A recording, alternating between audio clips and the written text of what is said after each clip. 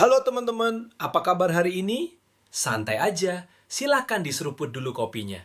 Senang rasanya bisa kumpul dan ngobrol santai seperti ini.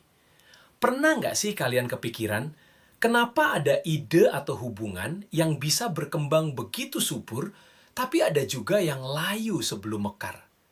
Kalau kita lihat di Jepang, perubahan besar atau kesuksesan itu jarang banget terjadi mendadak di bawah sorotan lampu ruang rapat. Semuanya justru dimulai jauh lebih awal, lewat obrolan-obrolan santai dan persiapan yang super matang. Orang Jepang punya istilah bagus buat ini, namanya nemawashi. Secara harfiah, artinya itu menggali di sekitar akar, sebelum kita memindahkan sebatang pohon ke tempat baru. Coba deh bayangin, seorang tukang kebun yang telaten.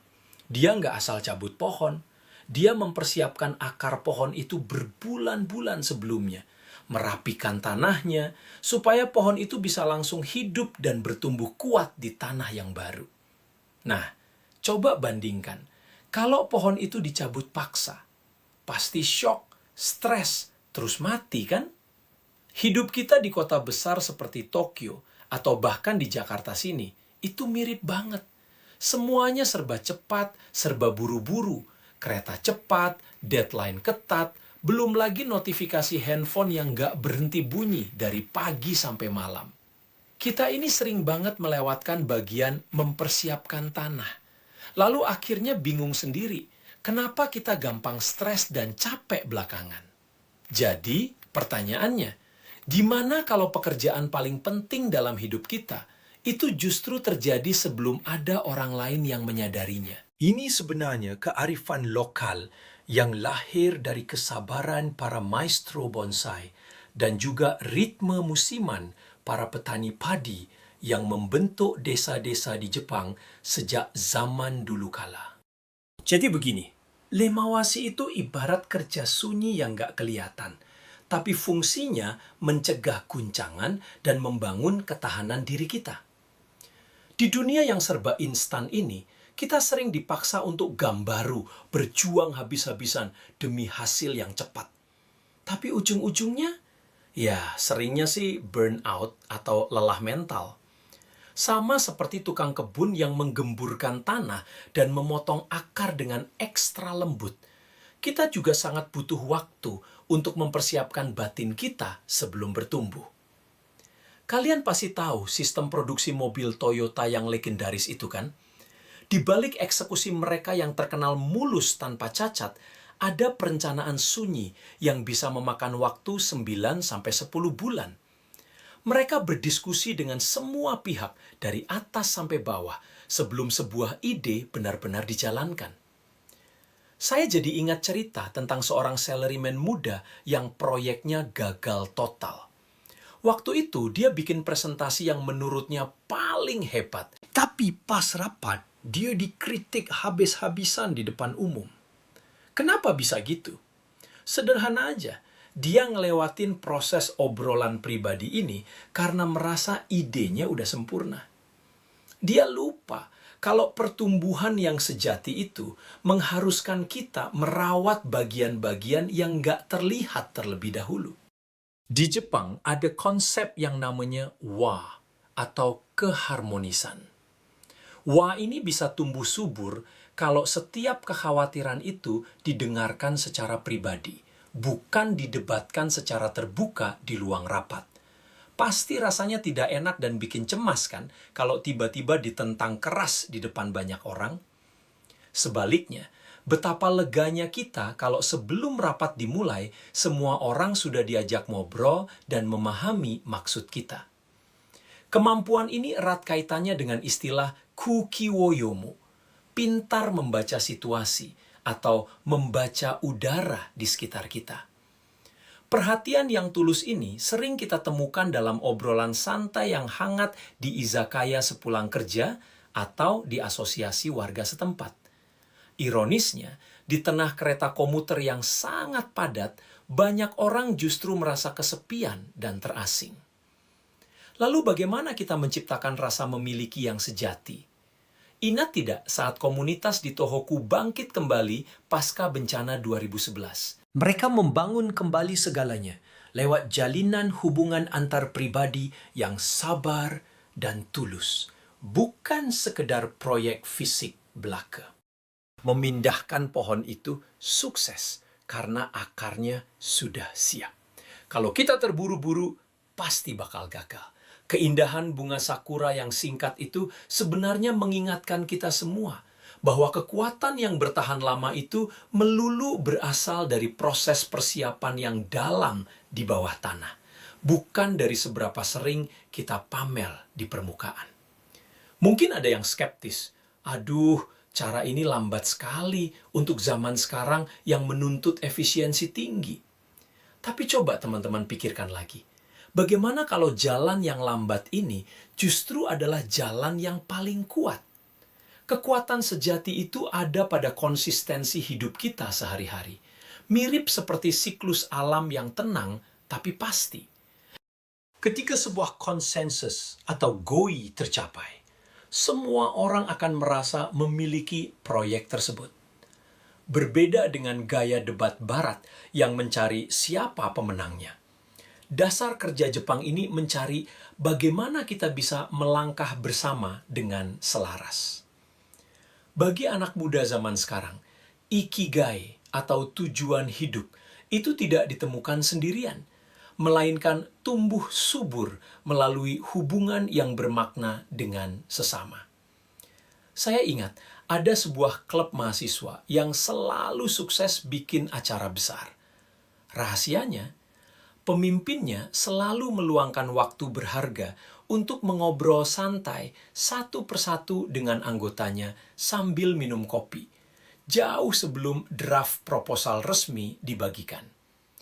Persiapan personal yang tulus itulah yang menyatukan hati mereka. Hidup ini penuh dengan perubahan besar yang tak terduga. Mulai dari urusan pindah kerja, pergeseran peran penting dalam keluarga, hingga segala ketidakpastian masa depan yang kerap mencemaskan. Namun layaknya sebatang pohon yang akarnya sudah siap di dalam tanah, hati dan mental yang terlatih dalam keheningan persiapan akan jauh lebih tangguh serta tegar dalam menghadapi masa-masa transisi yang sulit. Lembaran sejarah dunia pun telah mencatat dengan sangat jelas bagaimana masyarakat Jepang bisa tetap bertahan hidup dan kokoh melewati arus modernisasi, restorasi Meiji yang masif, hingga pemulihan ekonomi pasca Perang Dunia. Fondasi utama mereka tidak lain adalah semangat kerjasama yang erat dan persiapan yang matang di tingkat akar rumput. Minggu ini, mari kita coba satu langkah kecil nemawashi dalam lingkaran hidup kita sendiri. Coba lakukan satu obrolan yang mendalam, santai, dan sunyi dengan seseorang. Persiapkan tanah hati dalam sebuah hubungan. Atau luangkan waktu sejenak hanya untuk mendengarkan keluh kesah mereka tanpa menghakimi.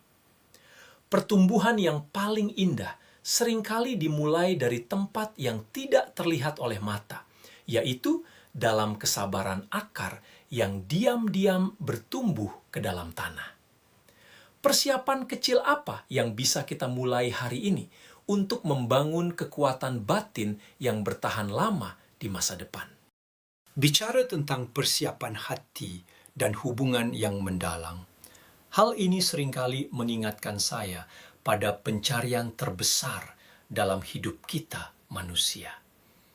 Kita seringkali sibuk mempersiapkan banyak hal lahiriah, namun melupakan kekosongan yang ada di dalam batin kita.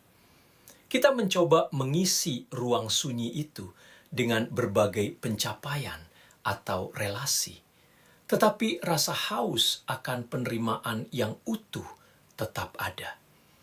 Ada satu pribadi yang rindu mempersiapkan tanah hati kita agar kita bisa bertumbuh dengan kuat dan tidak layu saat badai hidup datang. Dia mengenal setiap bagian terdalam dari diri kita, bahkan bagian yang paling tersembunyi sekalipun. Jika Anda merasa lelah berjalan sendirian dan rindu menemukan jangkar yang kokoh bagi jiwa Anda, ketahuilah bahwa pencarian itu bisa dimulai hari ini melalui sebuah langkah iman yang sederhana. Jika kasih karunia itu lebih dari sekedar kata-kata, biarkan saya merasakannya. Tahu tidak, beberapa orang menggambarkan momen menemukan Tuhan itu rasanya mirip seperti akhirnya kita bertemu dengan seorang sahabat lama yang bijak dan penuh kasih, yang selama ini ternyata kita rindukan tanpa kita sadari. Seorang sahabat yang mau berjalan bersama kita, melewati hal-hal biasa sehari-hari, mulai dari kejaran tenggat waktu, rasa kecewa, hingga momen-momen hening saat kita termenung di dalam kereta. Dia tidak menjanjikan untuk mengubah semua masalah kita dalam semalam. Dia hanya ada di sana, hadir, tenang, dan tidak pernah berubah. Mungkin Anda juga ingin bertemu dengannya. Saya sungguh percaya ini akan menjadi sebuah pertemuan yang sangat luar biasa dalam hidup Anda. Dan kalau Anda merasa siap, meskipun baru sedikit saja, Anda tidak harus melangkah sendirian. Mari kita berdoa bersama-sama. Ikuti doa saya ini perlahan out dan resapi maknanya sedalam mungkin di dalam hati Anda saat ini. Hanya itu yang diperlukan. Tuhan Yesus, saya mengakui segala dosa-dosa saya dan memohon pengampunan-Mu. Saya mau berbalik dari jalan-jalan saya yang salah dan mengundang-Mu untuk masuk ke dalam hati dan hidup saya. Saya mau percaya dan mengikut-Mu sebagai Tuhan dan Juru Selamat pribadi saya. Tolong bantu saya untuk mengerti betapa besarnya kasih dan anugerah-Mu. Saya membutuhkan bimbingan-Mu untuk benar-benar mengubah hati saya dan memperbarui cara berpikir saya. Tolong pimpin setiap langkah saya, agar tindakan saya selaras dengan kehendak-Mu dan tujuan-Mu bagi hidup saya.